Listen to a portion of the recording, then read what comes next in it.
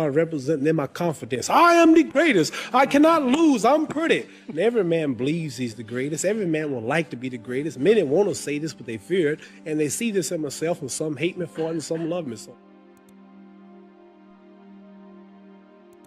Do you have a bodyguard? No. You don't? I got one bodyguard. He has no eyes, though he sees. He has no ears, though he hears. He remembers everything with the aid of mind and memory. When he wishes to create a thing, he just orders it to be, and it comes into existence. That's God. Oh, he's my bodyguard. He's your bodyguard. He's the supreme.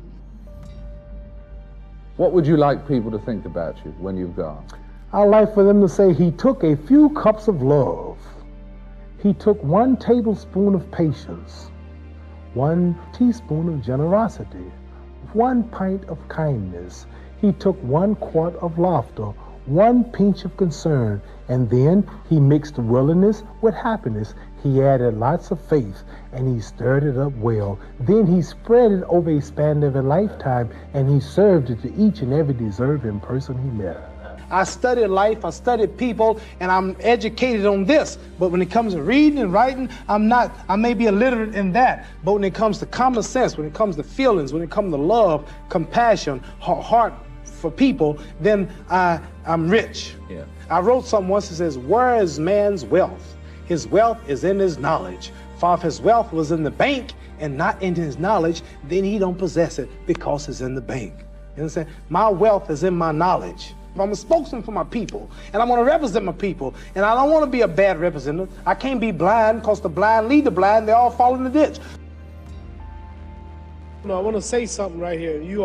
This might make you all think. Life is not really long. Let's say the average person, 30 years old. If you're 30 years old, you are not but about 7 years old. How can I prove it? Add up all the 7, 8, 9 hours you slept for 30 years. Out of 30 years, out of all the nights, last night when you went to bed and woke up this morning, you don't remember a thing. You've been unconscious for about 8 years. If you're 30 years old, you slept about 8 years. Okay, how much traveling have you done in 30 years? From the television station to home, to another country, to another city, to school, to church. You've probably traveled 2 years of your life or spent just getting back and forth to where you're going. So there's 8 years of sleeping, 2 years of traveling. There's 30 years out of your life before you accomplish anything. How long do you sit in school? In America, we stay in school from the 1st grade to 12th grade. 6 hours a day for 12 years. Break it down, you sat in a classroom for 3 years without leaving. Okay, 2 years of traveling, 8 years of sleeping, 3 years of school. How many movies have you went to? How many wrestling matches? How much entertainment? How many movie theaters, live plays, baseball games? Probably 2 years of entertainment. So by the time a man, you older people know him, bear with us what I'm saying, by the time you have children, by the time you have made a way for your children, by the time you've paid for your home, you're pushing 60 years old. So life is real short.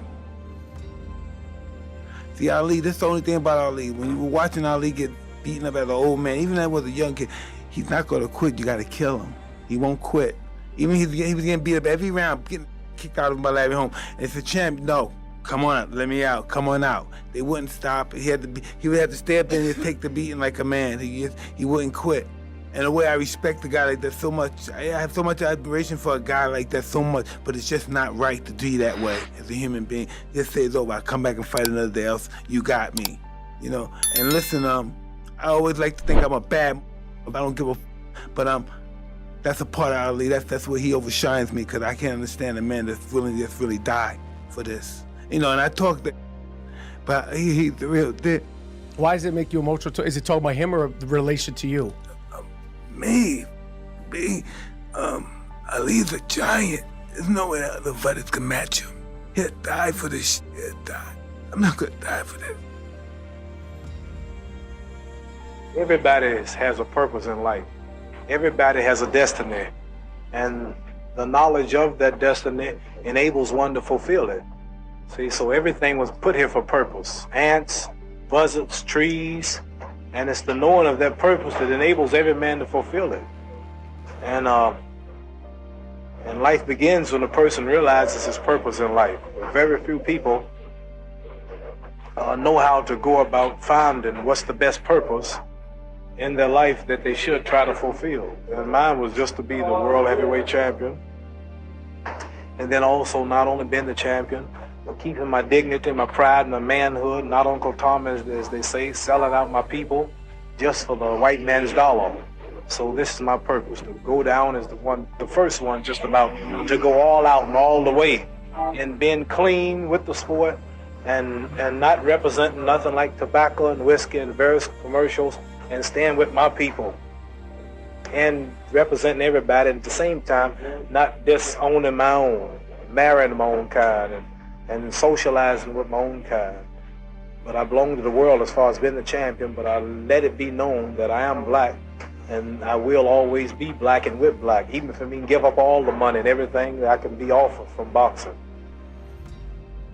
My head got big, and I started thinking it was my training camp and my boxing ability that kept me where I was at, and God punished me, and he gave me a good whooping. He broke my jaw in the second fight, and he got me whooped and knocked down in the Frazier fight, and I realized I wasn't that great after all. So I had to get not only together physically, but spiritually. For this fight, I've prayed every day for 5 days, 5 times a day for the past 4 months, and everything is perfect.